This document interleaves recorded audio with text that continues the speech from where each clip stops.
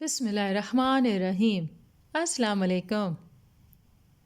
حضرت سلمہ ہند بنت ابو امیہ رضی اللہ تعالیٰ عنہا اپنی اور اپنے خاوند کی ہجرت مدینہ کے سلسلے میں اپنے ایمانی جذبے اور یقین محکم کا تذکرہ اس طرح فرماتی ہیں: جب ابو سلمہ رضی اللہ تعالیٰ عنہ نے ہجرت مدینہ کا فیصلہ کر لیا تو مجھے اور میرے بیٹے سلمہ بن ابی سلمہ کو اونٹ پر سوار کیا اور سفر شروع کیا۔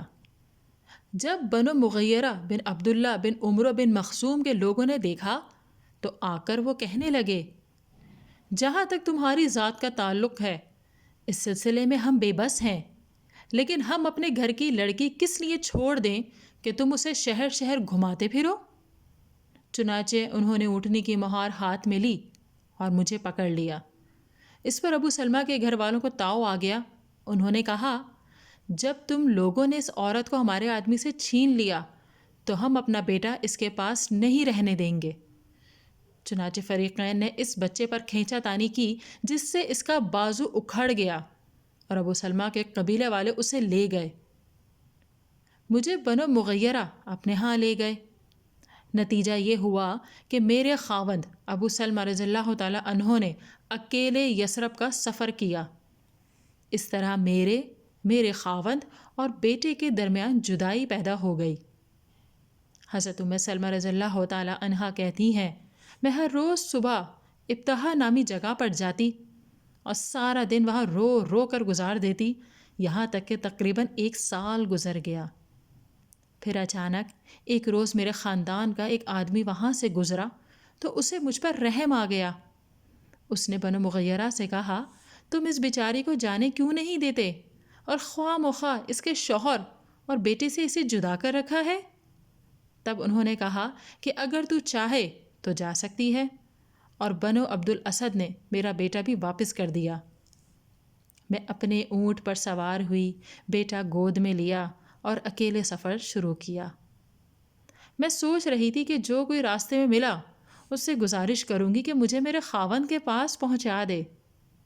جب میں تنیم پہنچی تو عثمان بن طلحہ بن ابی طلحہ سے ملاقات ہو گئی، جو کہ بنو عبدالدار کے ایک فرد تھے۔ وہ بولے: اے بنت ابو امیہ، کہاں کا ارادہ ہے؟ میں نے کہا: اپنے خاوند کے پاس مدینہ جانا چاہتی ہوں۔ عثمان نے پوچھا: کیا تمہارے ساتھ کوئی ہے؟ میں نے کہا: اللہ کی قسم، سوائے اللہ اور اس چھوٹے بیٹے کے کوئی نہیں۔ اس پر عثمان نے کہا: اللہ کی قسم، تمہیں اس طرح اکیلا نہیں چھوڑا جا سکتا۔ پھر انہوں نے اونٹ کی نکیل پکڑی اور میرے ساتھ ساتھ چلنے لگے۔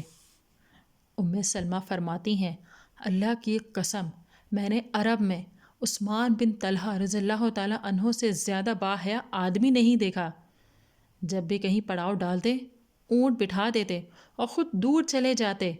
جب میں نیچے اترتی تو اونٹ کو لے جاتے اور سامان نیچے اتارتے اور درخت سے اسے باندھ دیتے، پھر مجھ سے دور کسی درخت کے نیچے لیٹ جاتے، اور جب کوچ کا وقت آتا اونٹ لیے میرے پاس پہنچتے اور اسے بٹھا دیتے اور خود دور جا کر آواز دیتے: سوار ہو جاؤ۔ جب میں سوار ہو جاتی اونٹ کی نکیل پکڑے چل دیتے۔ اس طرح وہ مجھے مدینہ تک لے آئے۔ جب قباء میں بنو عمرو بن عوف کے محلے میں پہنچے تو انہوں نے کہا: آپ کے خاوند ابو سلمہ اس بستی میں ہیں؟ ابو سلمہ وہیں قیام پذیر تھے۔ پھر عثمان بن طلحہ رضی اللہ تعالیٰ عنہ کہنے لگے: اللہ آپ کو برکت دے، قباء میں داخل ہو جائیں۔ اور ان الفاظ کے ساتھ وہ مکہ واپس روانہ ہو گئے۔ حضرت سلمہ رضی اللہ تعالیٰ عنہا اکثر فرمایا کرتی تھیں: میرے علم کے مطابق ہجرت کے سلسلے میں سب سے زیادہ تکلیف ابو سلمہ کے گھرانے کو پیش آئی، اور عثمان بن طلحہ جیسا نیک سیرت انسان میں نے کبھی نہیں دیکھا۔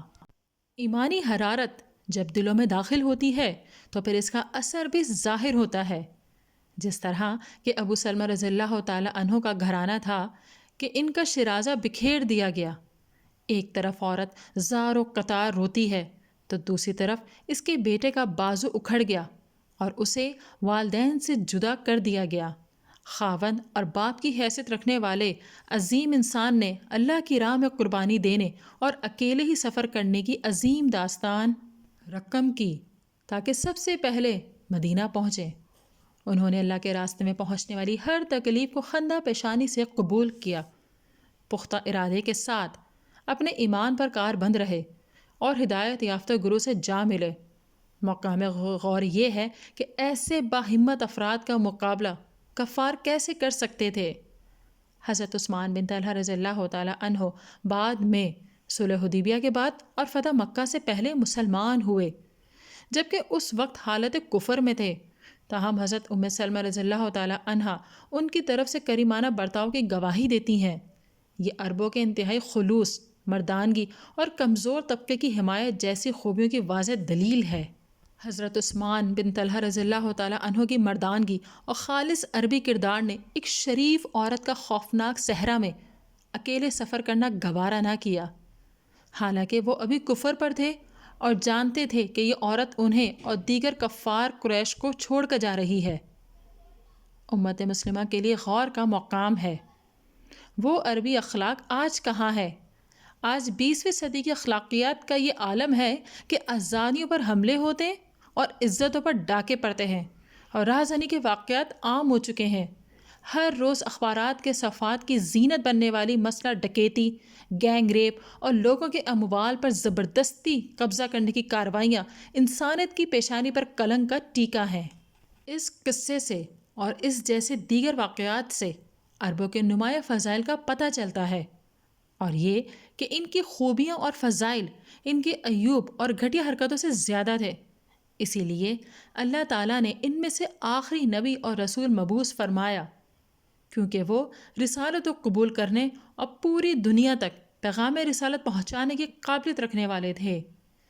ناظرین، اگر ویڈیو پسند آئی ہے تو اسے لائک کیجئے، شیئر کیجئے، کمنٹ دیجئے اور چینل کو ضرور سبسکرائب کیجئے۔